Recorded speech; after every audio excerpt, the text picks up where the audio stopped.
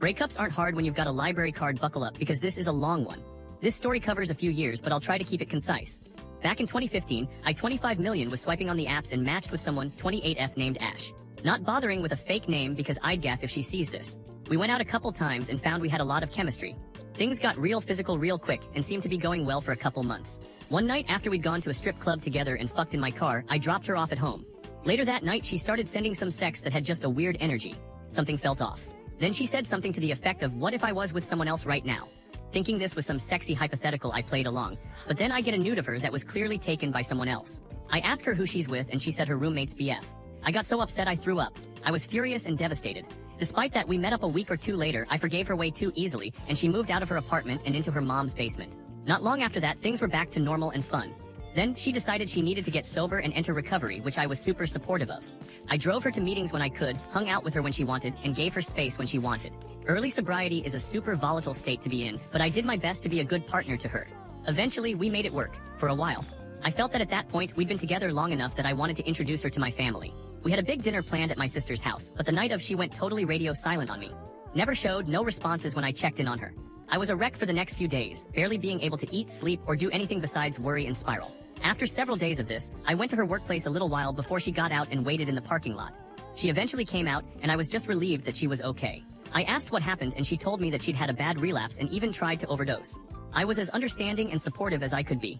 Later that night she broke up with me over text. A few weeks went by and we started talking again, followed pretty quickly by us getting back together, and things were fine for a while. Over the course of that first year, the pattern typically went as such. We were fine and dandy, having lots of fun, then she'd disappear for days/weeks at a time. I'd be a nervous wreck, then she'd come back and things were cool. Then she'd randomly break up with me, only for us to rekindle and get back together. Unsurprisingly, this took a toll on my mental health, and after a little over a year, I ended things with her for good at the time. What followed was a period of time she and I would later refer to as the in-between. It basically went like this. I was sad for a year, then I was in a stable relationship with someone who actually treated me well for a year, then I was slutty for a year. During that slutty period, circa 2018, I had a career opportunity that put me on the other side of the country from her, so I felt safe reaching out. I asked if she was interested in being old school pen pals, which she was. We sent letters back and forth during my time away from home and it was pleasant. We got caught up on each other's lives and she told me that she was not only single, but had been celibate for a while. I should also mention a third figure in this saga. The first year we were dating, I'd periodically hear about her ex Harlow. Just the occasional mention of how he was a loser/junkie/ couldn't let go. Just enough to know he was her shitty ex. Anyway, she told me that she and Harlow had gotten back together for a while in the in-between, but he left her after he found some diary entries she'd written about me. Well, the months passed, and eventually I moved back home, but with the intention of making it back to the other side of the country permanently. Ash and I exchanged a couple more letters and even met up a couple times to get coffee and catch a movie. All surface level and friendly, but with about a metric fuckton of sexual tension. It didn't take long for me to make the move I wanted and bid my hometown goodbye for reals. It just so happened that Ash had a conference coming up in the city I moved to not long after I'd moved in. So we agreed to meet up while she was out that way. That day finally came, early 2019 at this point, and we decided we'd take a little hike despite the fact that it was raining.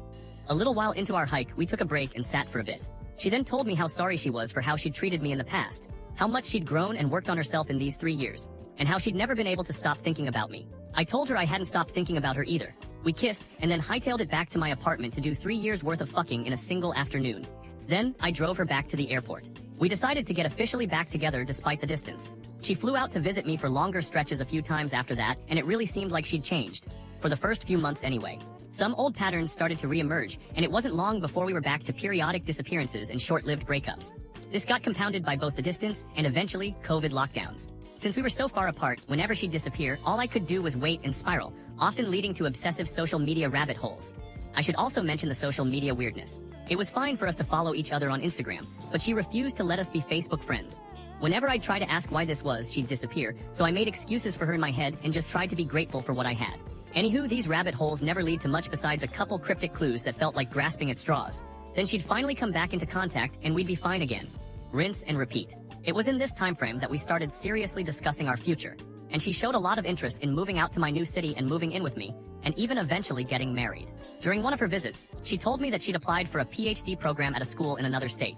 It came down to either her getting in and moving there for the 2 years the program took, and then moving in with me, or her not getting in and just moving in with me.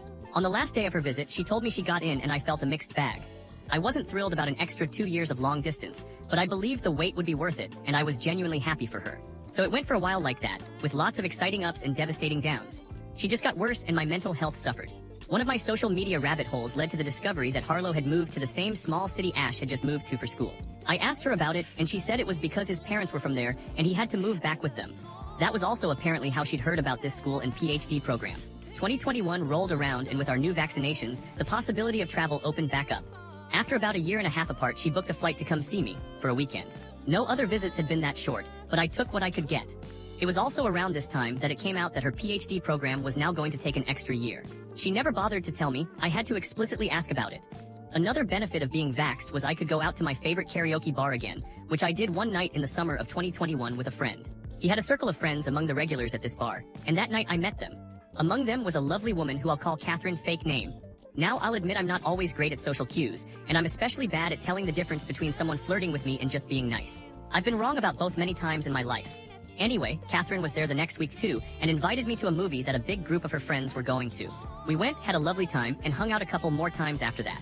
This whole time I was sure she just wanted to be friends, but nope. She confessed her feelings for me, and I told her I wasn't really in a place to date anyone and mentioned I was in a complicated long-distance situation that wasn't making me happy anymore.